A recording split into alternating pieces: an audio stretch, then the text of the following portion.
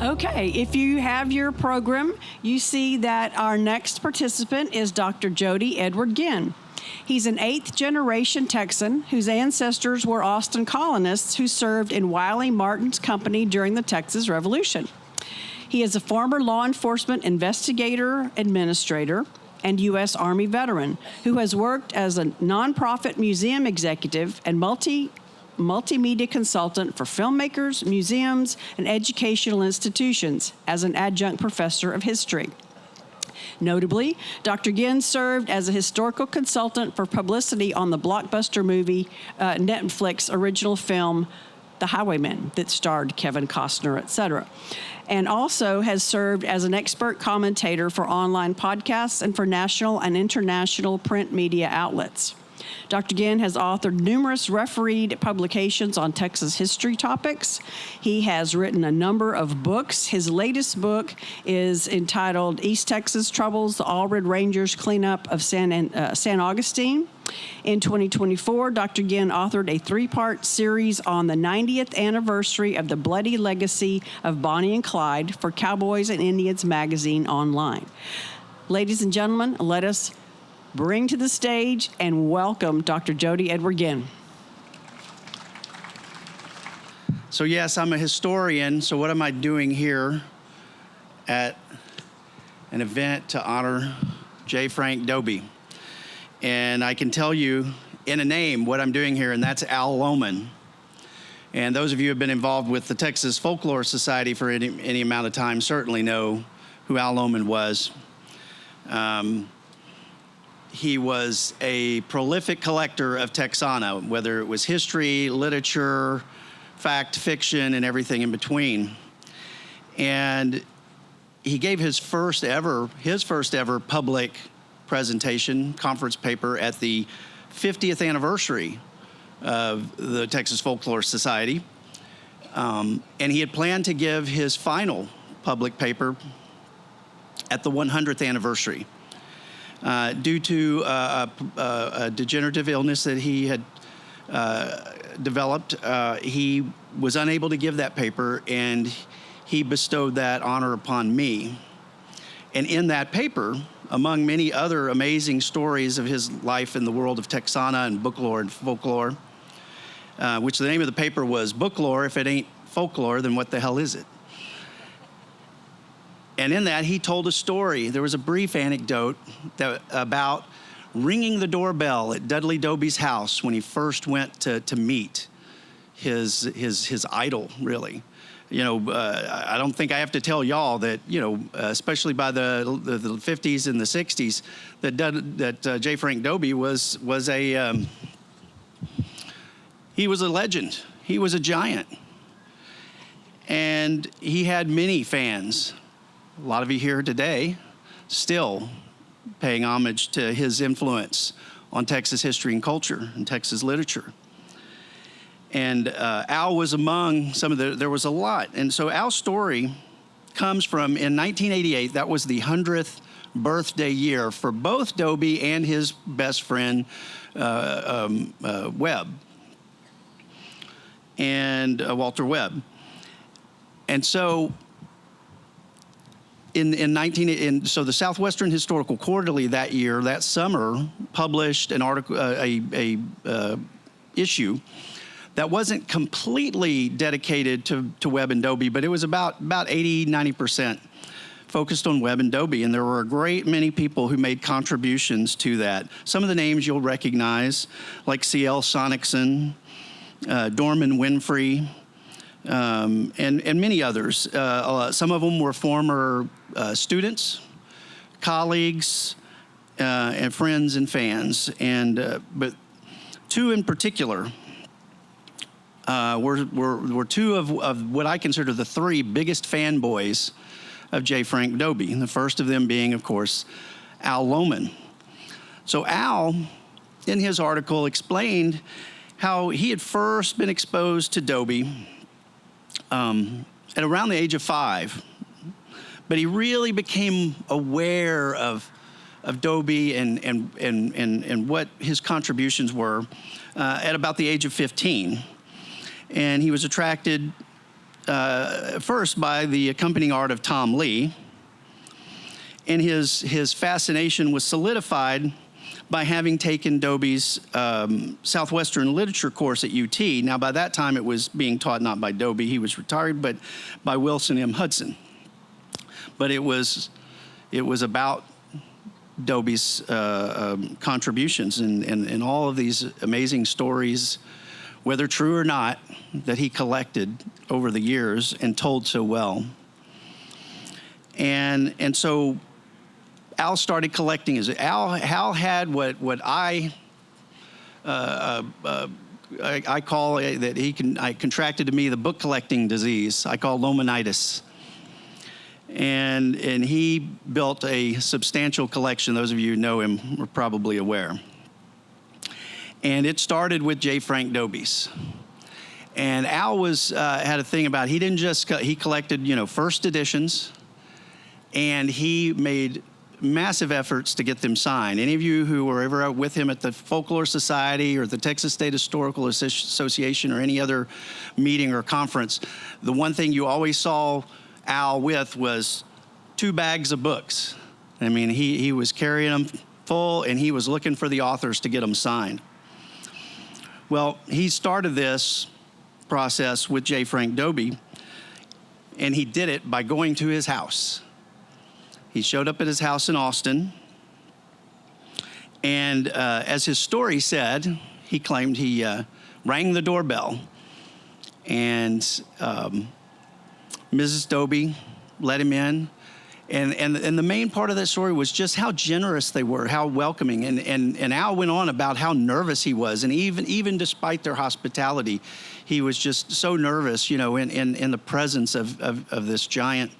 But who just generously took his time, welcomed this young man that he didn't know from Adam into his home, and had an extended discussion and talked to him about all sorts of matters, and including he explained to Al, Al as a book collector was very keen on maximizing the value of these editions, and so one of that has to do with how they're signed. And so to my fellow authors, if you've never heard this before, you always sign on it's officially called the half title page, not the title page. The one with all the fancy design and layout, that's a work of art. And Carl Herzog taught that to J. Frank Dobie, according to Dobie himself, via Al Lohman. And that's why Al taught me, sign your books, not on that. Dobie called it the bastard title page. And it's the one that just simply has the title on it, and it's usually right before the actual title page that has all that art. And he gave Al impromptu lessons on Western art appreciation, especially about Charles Russell. Charles M. Russell, I'm sure y'all familiar with him, his work. And then they established a lifelong relationship and contact. And again, this young man who meant nothing and could do nothing for a giant like J. Frank Dobie, Dobie welcomed in and gave of his time and of his knowledge and expertise and guidance. And so Al collected over the years more than 1,500 Dobie pieces, books, magazines, most of them signed in the end, and eventually donated those to the Whitliff collection at what's now Texas State University. And that wasn't an accident because of one of the other fanboys who we'll get to in a minute. Perhaps the biggest fanboy of J. Frank Dobie was John H. Jenkins. I think that's a name you're probably familiar with as well. A well-known Texas historian, bookseller, book dealer, collector, ne'er-do-well, depending on who you ask, but all around interesting individual. One of his great contributions to Texas literature is Basic Texas Books. He compiled and published this list and synopses of every book. If you're going to learn about Texas history, here's where you start.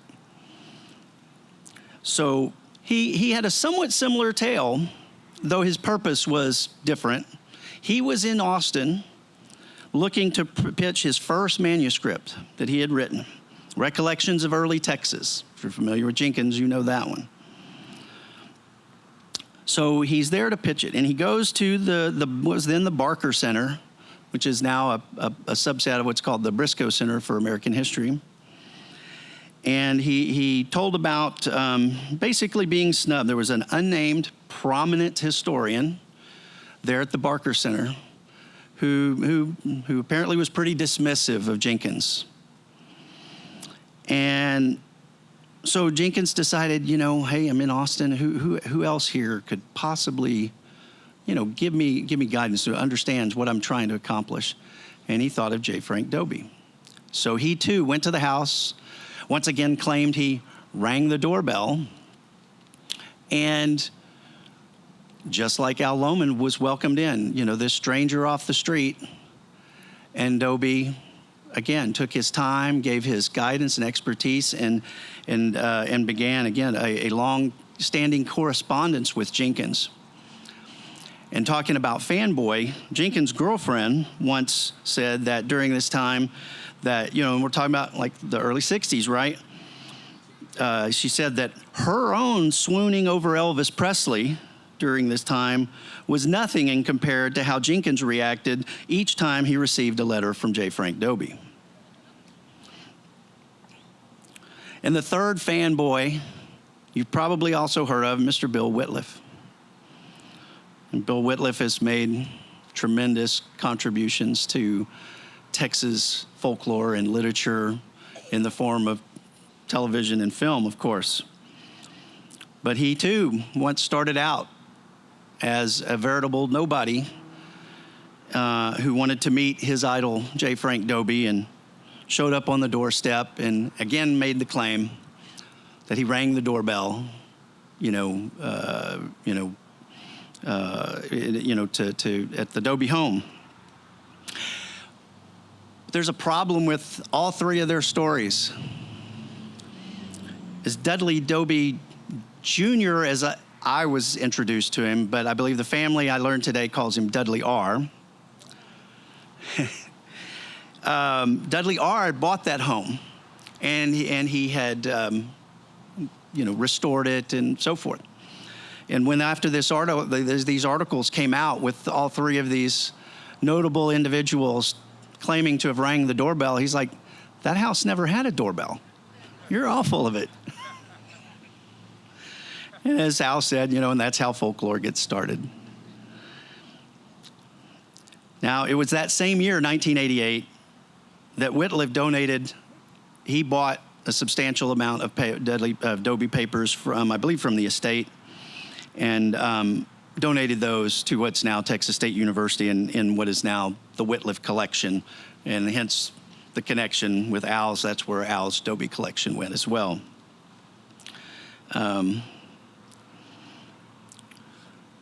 So, like I said, we're all fans to differing degrees, but the takeaway that these fans who actually got to meet and spend time with this legend, the number one takeaway was just how generous he was, how unassuming,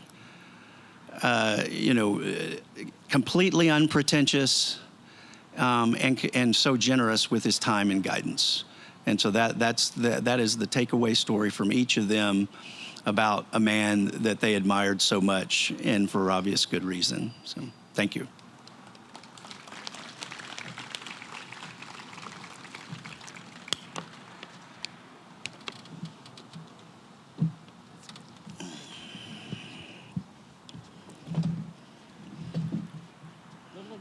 Little adjustment here. Okay, thank you, Jody. Appreciate that.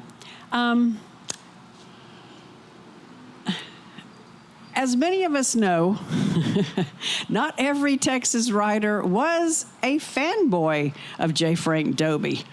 Who were the most outspoken in that group? So, that's true. Not everybody appreciated his work. And the two in that article, in that issue of the Southwestern Quarterly, well, it really was coming from the one. One I'm sure you've heard of, but he didn't write directly. He was being quoted.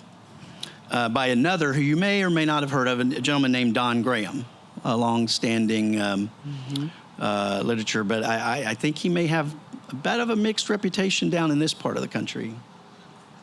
Yes. So Don didn't have very many nice things to say about J. Frank Dobie. Some of the key takeaways were he said he was neither a historian nor a folklorist, but was a finder and popularizer of regional, historical, and folkloric materials whose preferred form was the anecdotal essay rather than the sustained narrative. You know, and the interesting thing about what Don was saying is none of this stuff was stuff that Dobie said publicly. You know, he started talking about, well, Dobie criticized McMurtry, mainly because he didn't like that McMurtry was so blue, if you will. Dobie's stories, as you know, are, fairly wholesome, and they avoid the controversy and so forth. Larry McMurtry, not so much. And now he also Graham tried to claim that he thought that it was professional jealousy, but I think that was a little bit of projection on Don's part. You think? I think so. Okay. Did you have to follow up on that one? I do. Yeah, okay. I do have another question. Okay, so most of us know that Dobie started out as a teacher before he started collecting stories, and you had another profession as well before you became a historian.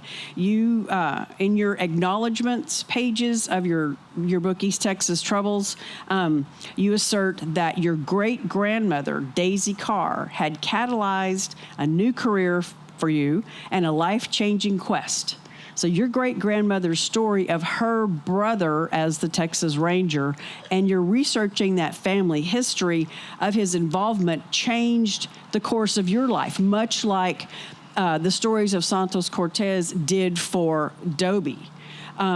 So my question to you is, are there similarities between the two, collecting stories and researching history, and do these two paths cross? And if so, how?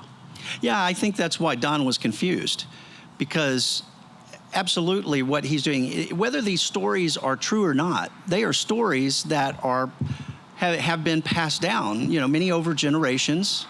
Many of them probably embellished, maybe some of them completely made up, but they're still a part of the life and the culture of these communities.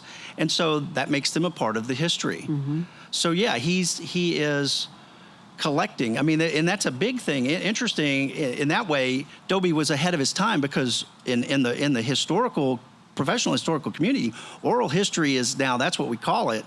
That's a big thing. And so Dobie was a oral historian before it was cool. Before it was a thing. Yeah. Yeah. Yeah. Okay.